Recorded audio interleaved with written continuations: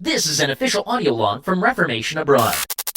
Salutations and a very friendly hello from your friends at the Global Protection Agency. With our Reformation Abroad program, we've teamed up with prison reform organizations across North America to offer the opportunity of a lifetime for those incarcerated. Those lucky inmates will be tasked with removing highly classified global waste by firing crates of this waste into a black hole. To find out more about this trustworthy and ecologically virtuous program, be sure to check out Reformation Abroad wherever you listen to your podcasts.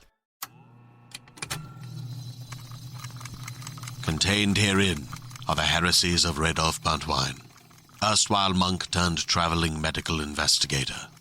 Join me as I study the secrets of the divine plagues and uncover the blasphemous truth that ours is not a loving God, and we are not its favored children. The heresies of Radolf Buntwine, wherever podcasts are available.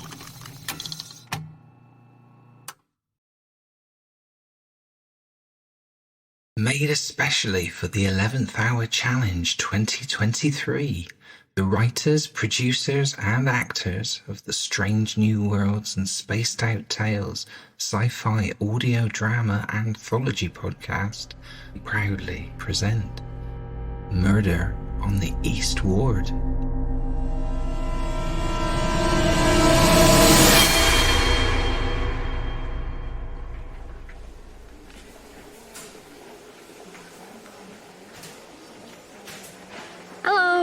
Is this Unit B?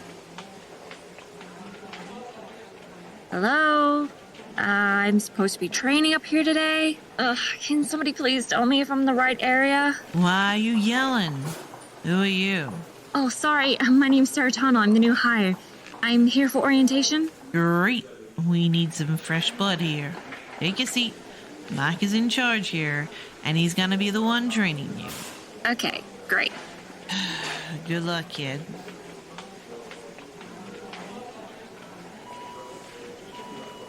Rapid response requested to 6 East. Oh, hey, you must be Sarah. Yes, I am. Let me guess. You're Mike. That I am, unfortunately. The powers that be decided that since I am the most senior nurse here and have the most experience, I am the dedicated nurse mentor. Not that I have more important things to do or anything. No offense. None taken. I think. Oh, don't mind me. I've been here for so long, I'm beginning to think it's Stockholm Syndrome. I'd like to piss and moan because it almost makes me feel better. Anyways, we better check out that rapid response before it turns out to be a full-blown code blue. Okay.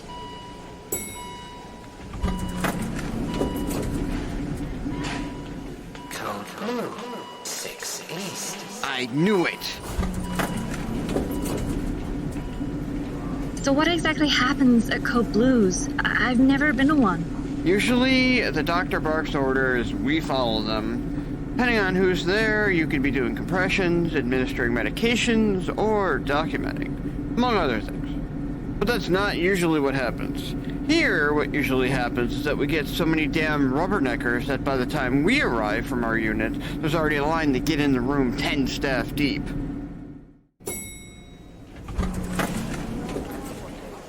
And that's exactly what happened here.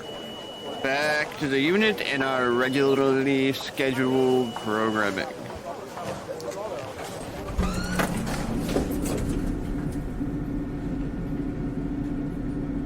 So, what's a normal day on the unit like? Well, that all depends. Sometimes there's really good days, and sometimes there's really shitty days. It depends on the patients and administration. If we have enough staff, that's a good day. If someone is going to shit and there's nothing we can do about it, then that's a bad day. I had no idea. Yeah, well, it's not exactly like in the brochure, but keep in mind, we are here for the patients. Our work on our unit is especially important. Most of them can't walk, talk, or even move. We must do everything we can to make them comfortable, to help nurture whatever bit of humanity they have left. Most people have turned their backs on them in some way, shape, or form. So, unfortunately, we are all a lot of them have.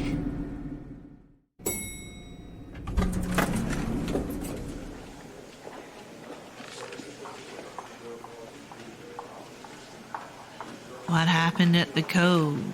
You weren't gone for very long. Oh, you had to be there. The new girl jumped right up on the gurney and screamed, "Live, damn it, live!" and punched the guy square in the chest. He jumped right up and started breakdancing. Oh, it was great. Ha ha ha. How many times are you gonna make that joke? As long as the new people find it funny.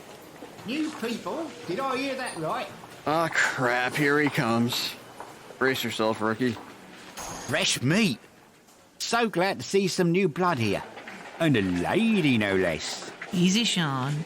You don't want to sit in on another meeting with HR, do you? I'm just being friendly and greeting the new staff. Cool it. What's your name, Greenhorn? It's, Greenhorn? Really, dude? Are you a trucker from the 60s? Can we go now? We have work to do. That's right, I probably should let you go. That admission is going to be here any minute now. Admission? Seriously? When were you going to tell me about that? I just found out myself. Oh, yeah, that's real helpful. Joanne, what can you tell me about the patient that seemingly everyone knew about but me? Don't look at me. I just got the paperwork on the fax a minute ago. Patient is a mid-40s male, brought in for an altered mental status. The police found him frozen half to death and unconscious on the street and were unable to get an ID or wake him up, so they brought him into us. Supposedly, he's still comatose, so it shouldn't take too long. Great! I love a fixer-upper. Well, you got one, and here he is. Hey, we have your John Doe. Where is he going? Dear Lord, what is that smell? Guy's got tissue necrosis, decaying flesh. Put him in the room at the end of the hall. Get that smell as far away from me as possible. You got it, ma'am. oh, that's what decaying flesh smells like? Unfortunately. More generally speaking, it's the smell of death. That unmistakably sour smell. The one that makes your hair stand on end. Unfortunately, it's all too common amongst these parts. But, you always remember your first. I can see why. I wish I could forget it. Oh, what a lucky day. A new patient and a new worker. Sarah, this is Dr. Mustane, our attending. Dr. Mustane, this is Sarah, our new floor nurse. What a pleasure to meet you, Sarah. Nice to meet you too, Doctor. How exciting. I'm sure we'll be working together quite a bit. 2 words of advice, dear. I'm sure Michael will confirm my words. Don't be alone in the same room as Shaun, and try to not let yourself become attached to any of the patients here. They are all better off 6 feet under than having us do what we do to them. It's torture by my standards. Thank you, Doctor. Don't mention it, darling. I have charting to do, I'm afraid. Ta for now. See you later, Doc. And that was Dr. Mustane, a real ray of sunshine. Before I forget, that unit that we just came from was the cardiac unit. Technically our sister unit. If there's ever a shortage of nurses, we cover over there, they cover over here. You can actually see the unit from some of the windows. Back when we had staff with a sense of humor, we would prank each other. But seemingly most of them have either left or lost it along the way. But forget all that, because the rotting man isn't going to assess himself. Let's get going. We have work to do. Alrighty.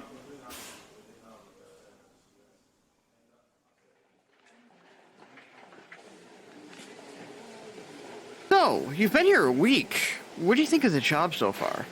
It's not entirely what I expected, to be honest.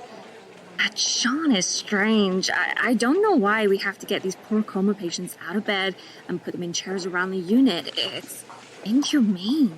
Especially that John Doe. He just looks straight ahead. Yeah, that was one of his directives when he first got the job. Politics, really. Whenever a new person takes over, they have to find ways to make themselves seem like a worthy candidate. Something more than just the only fool stupid enough to take the position. I still don't like it.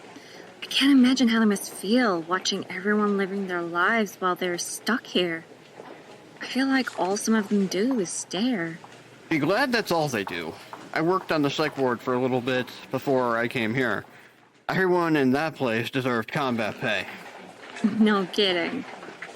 Ugh, why does Shaun have to leave his mug out on the desk every single day he's here? That's also a matter of contention with him. He claims that the desk cools his tea to the perfect temperature. We've tried talking to him about it, but he blew it off and said we're being culturally insensitive. Just try your best to ignore it and him in general. Do mine ears burn? Do I hear pleasant stuff speaketh of me? Take not my name in vain, mortals. Mike, when you and the bint are done wagging tongues, we're getting another patient. So I suggest you get moving, yeah? Excuse me, what did you just call me? Relax, love. I'm just having a laugh. Now, chip chop.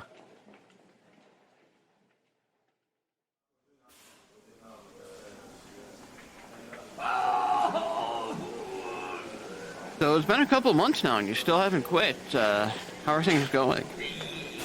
It, has its ups and downs. Ordinarily, this is where I would do your 3-month review. But I'm having a hard time concentrating at the moment for some strange reason. Aside from that missing potassium, I can't think of anything you've done wrong. If I had $1 for every time a pill rolled into oblivion, sure as hell wouldn't be here. Seriously, when are we gonna do something about that? He's been here for over a month and he just screams. Constantly. Just seems cruel and unusual. Tried talking to Dr. Mustane about it, but she doesn't seem to think it's an issue. Besides, even if she did, the state is really cracking down on medication that could be considered chemical restraints. So medically speaking, our hands are tied.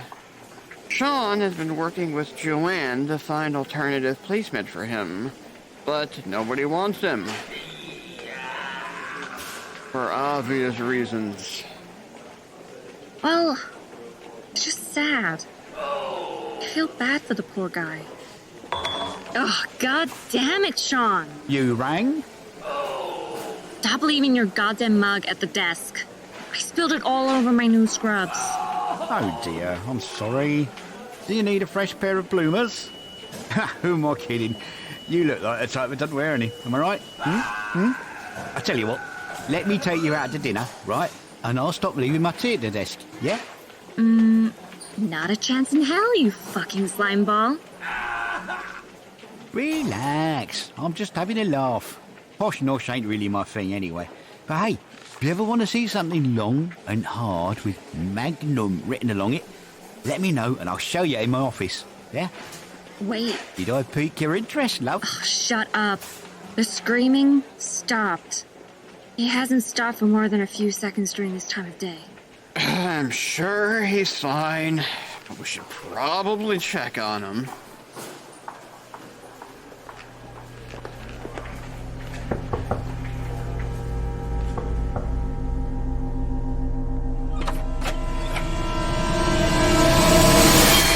Oh my god!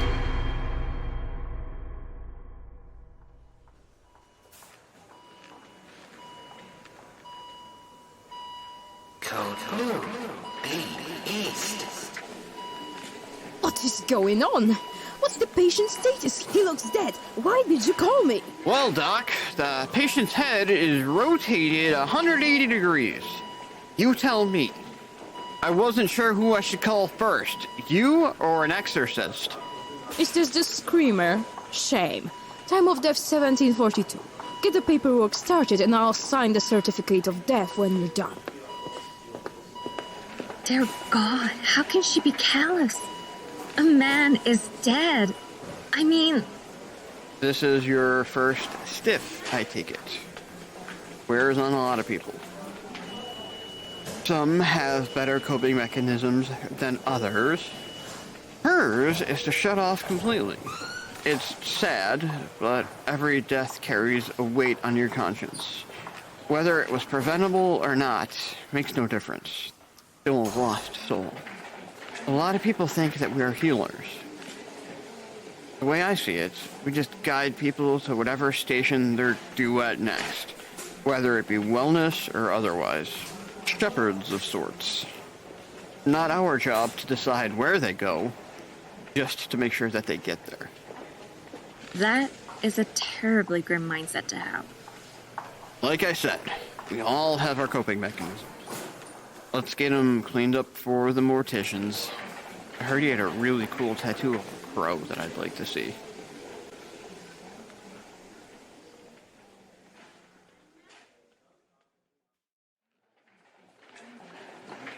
Where the fuck is my coffee? I know the new bird took it. Where did it go? What are you talking about? She's been shadowing me all day. Stop accusing her of shit. That's why no one ever sticks around. I know that little tart took my coffee. She'd been talking about it last week. She's probably hidden it from me. Not to interrupt your lovely conversation, but it's right over there. See? I told you she nicked it. She's a thief. A regular scoundrel. Yeah, I was able to take your coffee and magically teleport it to the other side of the desk with my witch magic. Get bent, Shaun. Hey, I am your manager. You can't talk to me like that. Oh, I'm only having a laugh. How dare you use my words against me? That's it. I'm so upset, I'm going to spend the rest of the day in my office. Do not bother me. I've half a mind to write you up for sexual harassment. Yeah? How'd you like that, I better not see you for the rest of the day. The rest of the day would be too soon, asshole. Try not to let him get to you too much. He is an ass, but technically he is also our superior. Not that anything bad would happen if you told him off, but it's also not a good look for in front of the patients. You mean the ones that just lay there, mouth agape? Ugh, I'm getting sick of his bullshit. I've only been here a few months, and I'm over it. Did you hear about the guy in room 78F? Apparently it was, well, I guess technically still is, a child molester. How convenient of Dr. Mustane to leave that one out when he was admitted here. I did not hear that, but I heard that's her cousin, so that makes a little sense. We gotta be impartial, though. I mean, the guy has Lou Gehrig's. I mean, that's some form of punishment. Still, it just rubs me up the wrong way. No? Obviously, I would never treat him differently. Shit, did you just hear that? It sounded like it came from Shaun's office. Didn't he say not to bother him? Ugh, we should just leave him be. I'll just peek my head in, make sure he didn't knock anything expensive over. Sarah, I need a hand over here. Looks like he's on the floor and not breathing.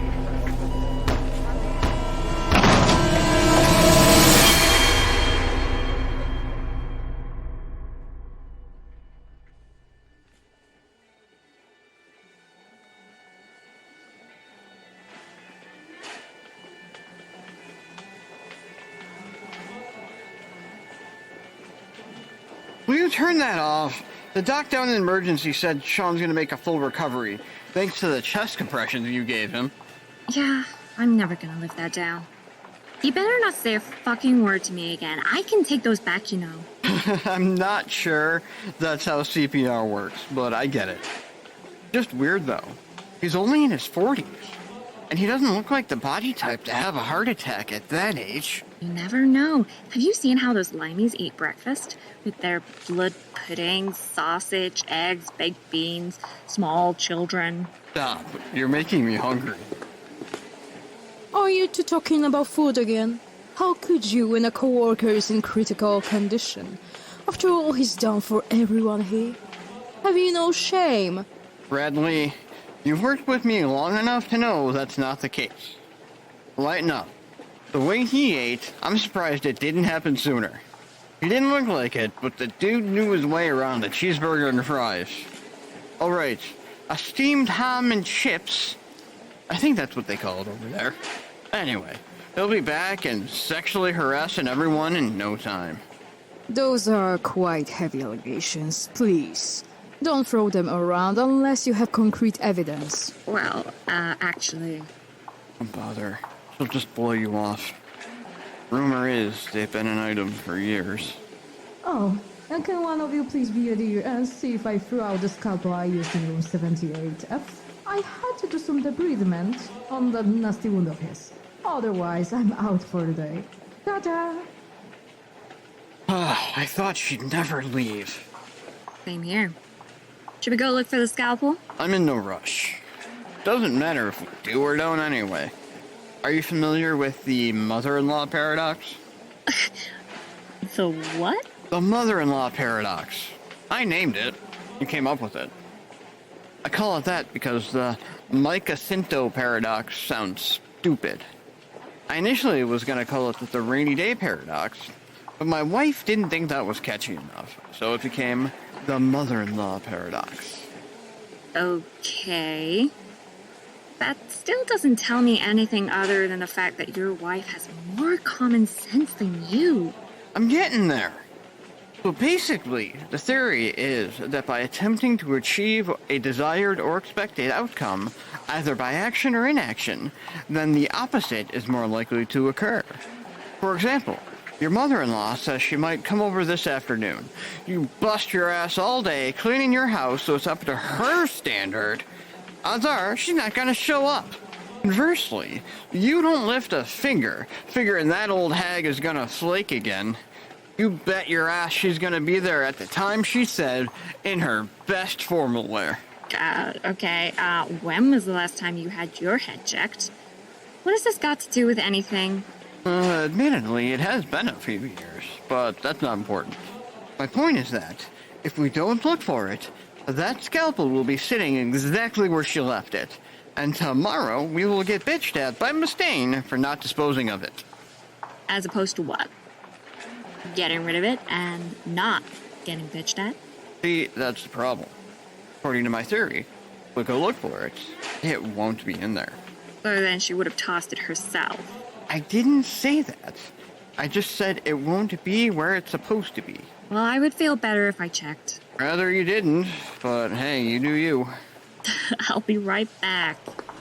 I have a bad feeling about this. Oh my god! Mike, get in here!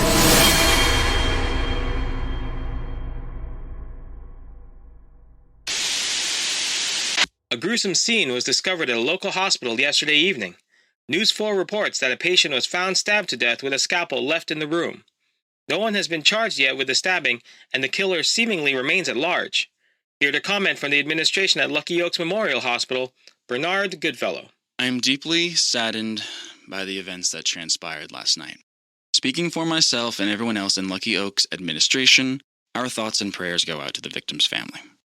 Such a tragedy that an innocent life was taken in their most vulnerable of times.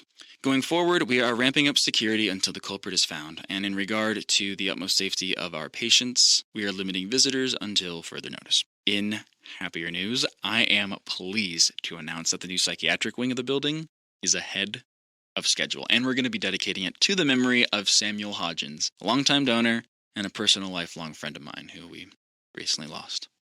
Thank you. Thank you, Bernard. It sounds like you have a real handle on things there. In other news, a traffic accident on the I-90 has traffic backed up for several miles, so anticipate delays. Now here's Tom with the weather.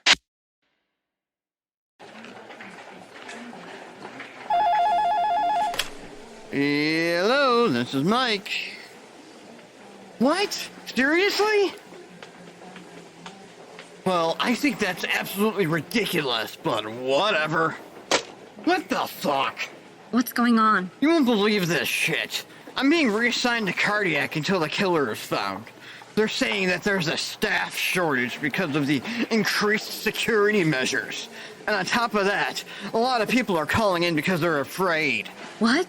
That is ridiculous. That's what I said. If I didn't know any better, I'd say they were trying to single us all out to make sure that we're not the killer. Are you ready to fly solo, young Padawan? Not that you have much of a choice.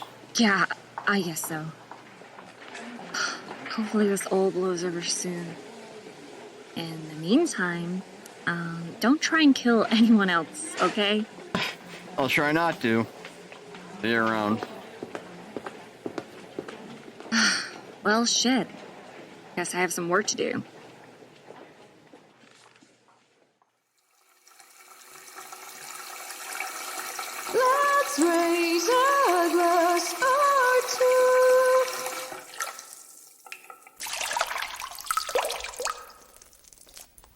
Bubble baths and champagne. What a wonderful combination. What a shame I had to leave you in a few hours for those godforsaken patients. I wish I could just soak in you forever, bubble bath.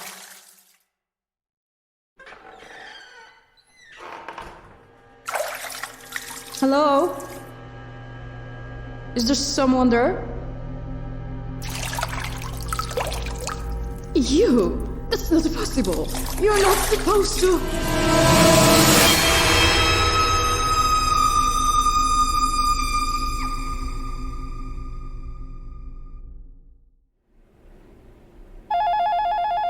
Hello? Sarah, it's Mike. Are you at the desk? Yeah, I'm... Pretty sure I just saw someone climbing into the window of one of the patients. What? It has to be the killer. Go hide in Shaun's office until I get there. The code is 6969. Because of fucking course it is, the horny bastard. I'm on my way. Okay.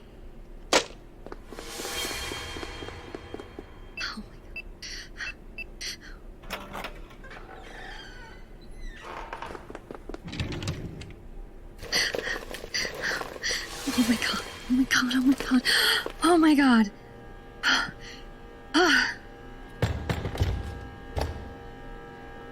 Sarah, I'm here.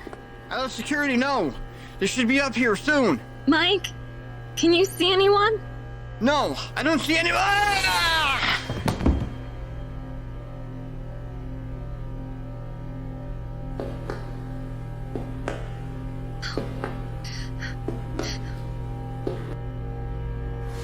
You! How? Why? Why does everyone ask me that? You should consider yourself lucky, young lady. I usually kill them before I have to answer. Your friend Mike is going to take your place, I'm afraid. You're supposed to be in a coma. I don't understand. How are you hurting these people? You're stalling for time. I know the police will be here any minute. It's all part of the reason why I kill. When I was a child, both my parents were put in vegetative states by a drunk driver. When I saw the way that they were treated, not even like animals, but more like pieces of furniture, it sickened me. My parents lived the rest of their lives in their own filth, without anyone to stand up for them. I swore then that I would devote my life to stopping what happened to my parents to anyone else's. You faked a coma, though? How? Nobody noticed you getting up and moving around? It was quite easy, actually. When half the staff are overworked and too stressed to notice, and the other half are so checked out I could have tap danced in front of them. The fact that everyone knocks before they come into the room simply makes it a piece of cake. This was just another stop among many. But what about the people you've hurt? What makes you any better than the drunk driver that maimed your parents? What gives you the right to be judge, jury, and executioner? My trauma gives me the right. The life that was brutally taken from me before I even had a chance, before I had a say. The screaming patient. Killing him was a mercy. His screams were painful ones. I've heard it all too much. Your unit manager was a pervert. I was disappointed to hear that he was able to pull through. Maybe next time you'll be more careful with your potassium. Don't think I didn't know about the child molester either. He deserved his ending a lot sooner than he did. And that doctor, she didn't give two shits about a single patient here. Her only concern was the kickbacks from the pharmacy and the incentives from administration for keeping this place filled. You killed Dr. Mustane? It wasn't hard to find her. She had the nicest house on the block. Well, that's my cue. Sorry, Sarah. I can't let you live. You already know too much.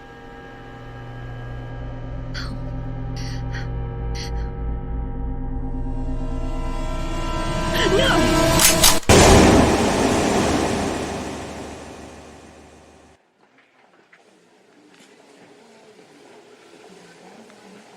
So it was homeless coma guy all along?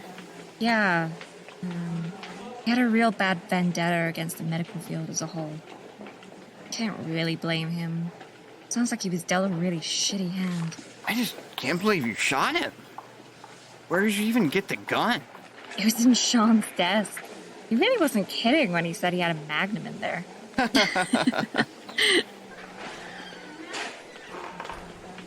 Oh, good, you're both here. That will make things easy then. Mr. Jacinto, I just want to say I'm sorry about the injury. Unfortunately, because you were AWOL from your assignment, we have no choice but to deny your workman's compensation claim. Okay, however, due to your bravery, we have decided to not charge you for any of the emergency services for the severe concussion that you received. We've also taken the liberty of notifying your wife. She should be on her way soon. Gee, thanks. And, Miss Tonal, your actions saved who knows how many lives today, and for that, we thank you. However, we do have to discuss the matter of discharging a firearm on hospital grounds, which I'm sure you know is a direct violation of our zero-tolerance policy on weapons. Okay, unfortunately, we have no choice but to suspend you without pay for 2 weeks. Initially, the policy required us to terminate you, but Shaun Hardy put in a good word for you, so to speak, and, well, thank you for understanding the matter. Now I have to address the media. Toodaloo. Well, that was certainly unpleasant, yet not entirely unexpected. Yeah, that's for sure. What now? Well, once my head stops hurting, I think I'm gonna look into a less stressful career, like maybe working on an oil rig. Yeah. You know, that sounds like a vacation after all of this.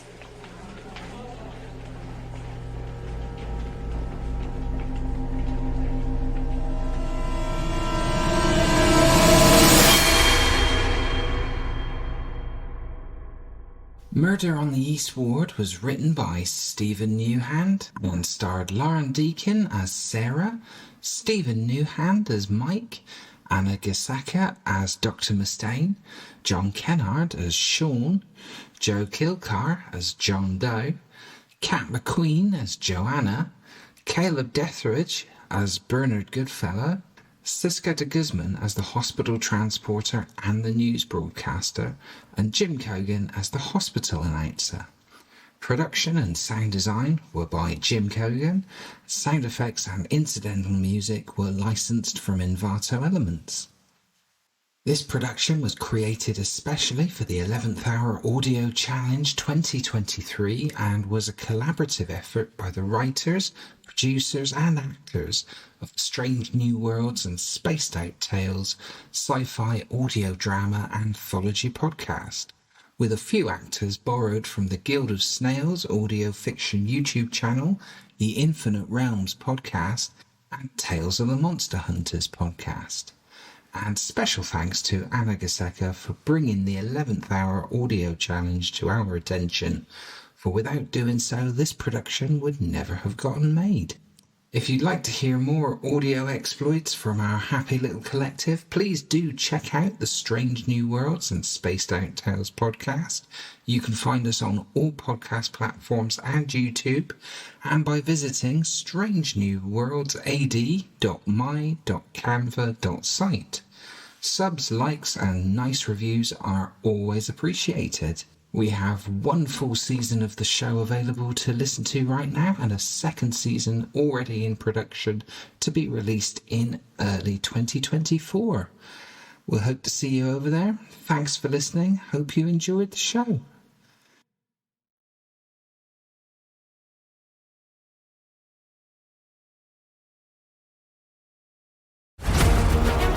Do you dig science fiction?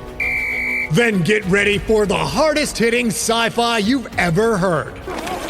The Galactic Football League series by #1 New York Times bestselling author Scott Sigler is now a free, unabridged podcast. It's Star Wars meets Peaky Blinders meets Ted Lasso. The GFL is a star-spanning, high-action, high-stakes, coming-of-age story set against the backdrop of a professional football league 700 years in the future. Follow the journey of Quentin Barnes, a gifted athlete who must travel from his backwater system to the galaxy's sprawling empires in his quest to be the best there's ever been. But he needs to watch his back as organized crime runs every franchise, fixing games and assassinating rival players. That's the Galactic Football League series. Search for Scott Sigler, Sigler, wherever you get your podcasts.